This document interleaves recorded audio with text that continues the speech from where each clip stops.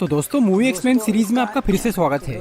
आज हम बात करने वाले हैं आयरन मैन 3 मूवी की। एमसीयू की 7th मूवी में आयरन मैन की कहानी एक नए मोड़ पर पहुंचती है, जहां वो डिप्रेशन की हालत में भी अपने दुश्मनों का सामना करता है।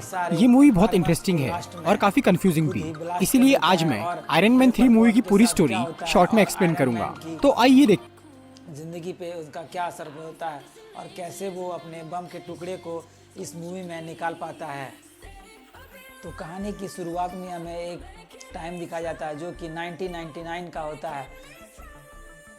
उस टाइम टोनी स्टार्क अपने एक टेक्निकल कॉन्फ्रेंस के लिए स्विट्ज़रलैंड गया हुआ था और उस कॉन्फ्रेंस में उससे एक माया हेल्सन नाम की लेडी से मुलाकात होती है। माया हेल्सन जो कि एक फार्मूला बनाई होती है जिससे कि उस फार्मूले से ह्यूमन बॉडी में और ऑर्गेजम को रीजनरेट कर सकते हैं। यानी अगर सिंपल भाषा में कहें तो अपाहिज भी इस फार्मूला से चल सकते थे। बस इस फार्मूला में अभी भी कुछ कमी थी। इसके लिए माया टोनी स्टार्क से हेल्प मांगती है। उसके बाद हमें दिखाया जाता है कि एल्ड्रिच किलियन नाम का एक साइंटिस्ट होता है कि जो कि थोड़ा अपाहिज होता है। उसका भी एक अलग कंपनी होता है। उसके बाद एल्ड्रिच किलियन टोनी और माया को अपनी कंपनी ज्वाइन करने का ऑफर देता है। उसके बाद टोनी उसे कहता है कि मैं तुम्हारी कंपनी में इंटरेस्टेड हूँ और मैं तुम्हें जल्दी ही मुलाकात करूँगा। और ये कह के टोनी वहाँ से निकल जाता है और टोनी का ये वादा झूठा होता है। इसके कारण एल्ड्रिच किलियन टोनी का दुश्मन बन जाता है और टोनी का झूठा वादा करके वहाँ से निकलने के कारण माया भी टोनी से बहुत ही ज़्यादा गुस्सा हो जाती है। किलियन की कंपनी को तो टोनी ज्वाइन नहीं करता है, बट माया गुस्सा होने के बाद किलियन की कंपनी ज्वाइन कर लेती है और वो किलियन के साथ मिलकर अपने फार्मूला के रिसर्च को आगे बढ़ाती है और वो रिसर्च करने के बाद किलियन की हैंडीकैप को भी ठीक कर पाती है। उसके बाद किलियन बहुत ही ज़्यादा पावरफुल और ताकतवर हो जाता है। उसके बाद इधर दिखाया जाता है कि वो लोकी के हमले के बाद न्यूयॉर्क में अब सब कुछ ठीक था, बट टोनी स्टार्क अभी भी बहुत ही सदमे में था और वो काफ़ी घबराहट में जी रहा था। और उसके बाद वो अपने कई और एडवांस आर्मर बना चुका था।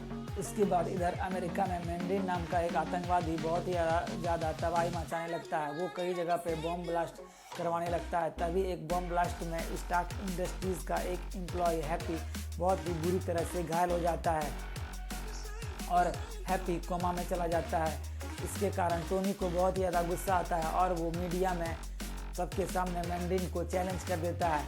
और चैलेंज करने के बाद जब टोनी घर पे होता है तब उसके घर पे बम से बहुत ज़्यादा वार हो जाता है, जिसके कारण उसका घर बहुत ही बुरी तरह से तबाह हो जाता है। पर टोनी किसी भी तरह अपना सूट पहनकर अपने घर से निकलकर वहाँ से चला जाता है और एक रोज हिल नाम के शहर में जाके रुक जाता है। उसके बाद वो रोज हिल शहर इसलिए जाता है क्योंकि मैंड्रिन के हमले की तरह और रोज हिल में भी कई सारे बम के हमले हो रहे थे। उसके बाद टोनी का सूट काम करना बंद कर देता है क्योंकि उसमें पावर ख़त्म हो जाती है। उसके बाद टोनी न्यूयॉर्क वापस नहीं जा पाता है। इसीलिए अब सब लोग ये सोचते हैं कि उस हादसे में टोनी की भी डेथ हो गई। इसके बाद टोनी हाइली किनर नाम के एक बच्चे से मिलता है और वो उसके घर पर अपना आर्मर चार्ज करता है। उसके बाद टोनी उस शहर में थोड़ी इन्वेस्टिगेशन करता है, जिसके बाद उसे पता चलता है कि इस सब बम धमाके के पीछे एल्ड्रिच किलियन का भी हाथ है। उसके बाद वो सैटेलाइट की मदद से मैंड्रिन की लोकेशन का पता लगाता है। उसके बाद वो फ्लोरिडा जाकर मैंड्रिन को पकड़ लेता है, पर उसे वहाँ जाकर मैंड्रिन से ये पता लगता है कि मैंड्रिन कोई आतंकवादी नहीं है, बल्कि वो तो एक एक्टर है जो कि सिर्फ एक्टिंग कर रहा था और उसका नाम उसका नाम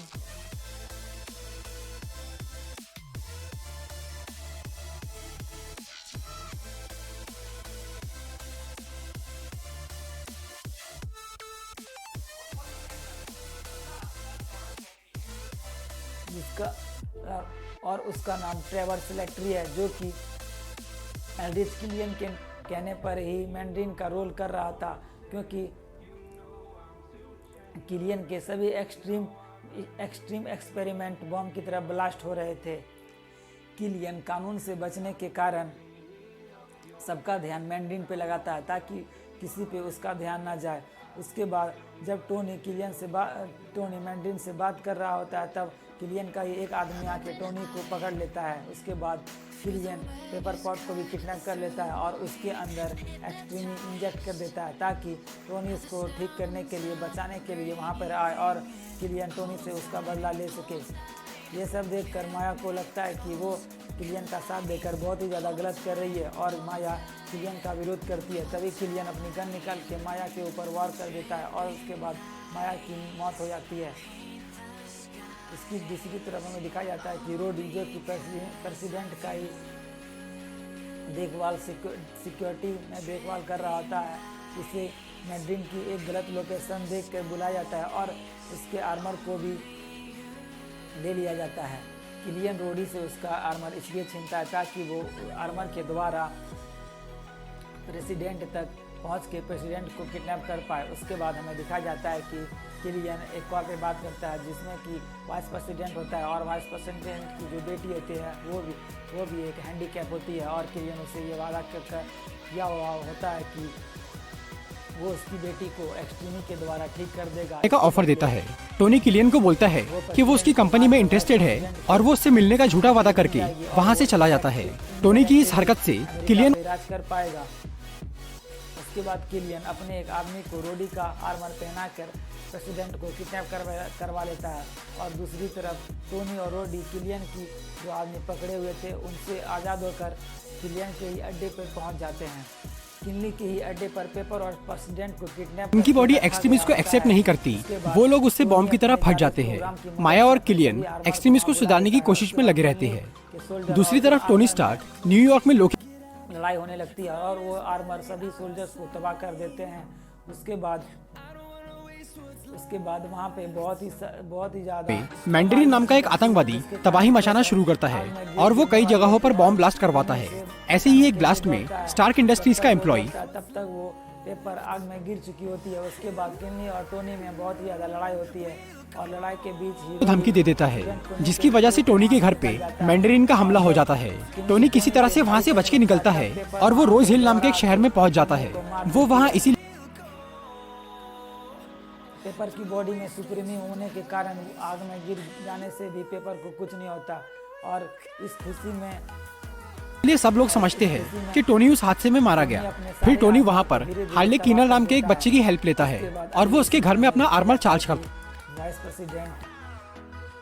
वाइस प्रेसिडेंट और मैंड्रीन का रोल करने वाले ट्रेवर सेलेक्ट्री एक्टर को भी गिरफ्तार कर लिया जाता है। उस शहर में थोड़ी इन्वेस्टिगेशन करने पर टोनी को पता लगता है कि मैंड्रीन के बॉम्ब ब्लास्ट में ऑल्ड्रिच किलियन का भी हाथ है।